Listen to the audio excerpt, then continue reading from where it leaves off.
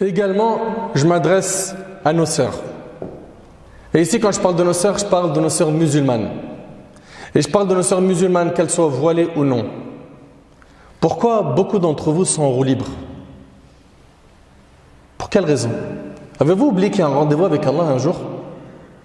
Et que vous serez questionné, interrogé sur tout ce que vous avez fait dans votre vie? Cette catégorie, malheureusement, qui s'affiche sous le regard du Maître, Sa Majesté Allah, totalement exhibée dans ses photos de profil, dans ses publications, dans ses stories, sans compter cette nouvelle mode qui m'a détruit le cœur depuis trop longtemps.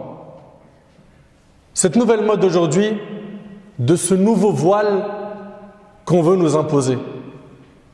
Ce voile Zama, tendance. C'est lequel? Il y a quelques années, quand nos sœurs elles ont commencé à porter le voile, elles le portaient sérieusement, mashallah. C'était ample.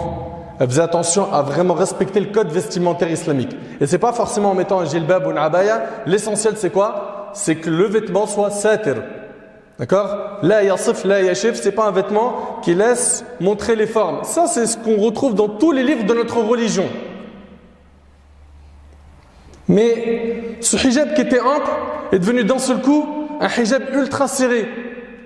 Puis après, ce bout de tissu qu'elle portait sur sa tête et qui couvrait sa poitrine, il s'est retrouvé à juste couvrir les cheveux. Le cou est découvert. On voit les oreilles. On voit les boucles d'oreilles. Jusqu'à ce qu'à la fin, certaines même ont pris la décision de l'enlever. Est-ce que ça c'est un voile légiféré par Allah subhanahu wa ta'ala? Regardez-vous dans la glace. Quand une époque, vous reconnaissez peut-être mes sœurs, une époque où vous portez le hijab sérieusement, et d'un seul coup c'est devenu un vêtement tendance, de mode, où vous le portez de la même manière que la plus stylée des femmes vous le présente sur le net. Ça devient elle votre modèle. C'est plus Aïcha radiallahu anha, c'est plus Khadija radiallahu anha, c'est plus Salama, c'est plus Safiya bint Huyay, c'est terminé Asma bint Abi Bakr. Tout ça on a mis une croix. Et le pire, c'est quand je vois certaines de ces sœurs-là, elles portent le voile et elles dansent et elles s'affichent sur les réseaux sociaux. Sur TikTok, elle a le hijab et elle danse. Sur Instagram, pareil. Mais subhanallah, mes sœurs, mais craignez votre Seigneur, ayez un peu de pudeur, ayez honte. Ce que vous portez, c'est pas un hijab. D'ailleurs, wallahi, en voyant votre comportement et le faux hijab que vous portez, sachez qu'il vous faut un hijab pour votre hijab. Votre hijab demande un hijab.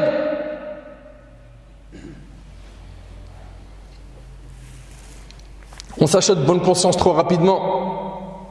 Pensez pas que le hijab c'est simplement couvrir la tête. Le hijab pour commencer c'est quoi? C'est un ensemble. C'est quoi? C'est l'ensemble du vêtement. Ça veut dire quoi? Il couvre tout le corps excepté le visage et les mains. Donc déjà, le cou, les oreilles, etc.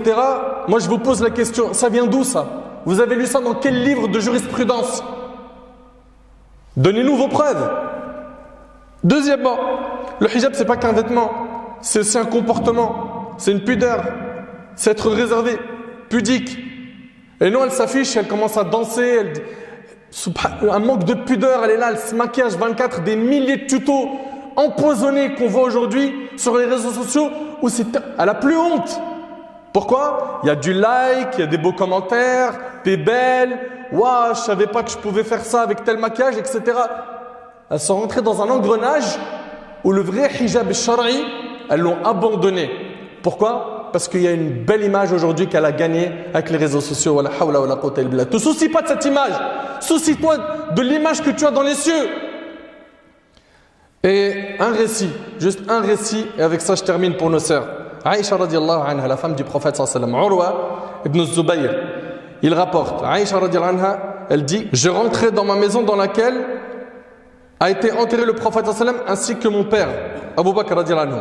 Et j'enlevais mon vêtement, c'est-à-dire elle a enlevé son hijab parce qu'il y avait son mari qui était enterré, d'accord, dans la maison d'Aïcha, et également il y avait qui? Son père, Abu Bakr. Puis lorsque Omar a été enterré avec eux, je jure par Allah que je n'y suis pas entré sans avoir mon vêtement sur moi par pudeur vis-à-vis de Omar radiallahu anhu, c'est rapporté par Ahmed.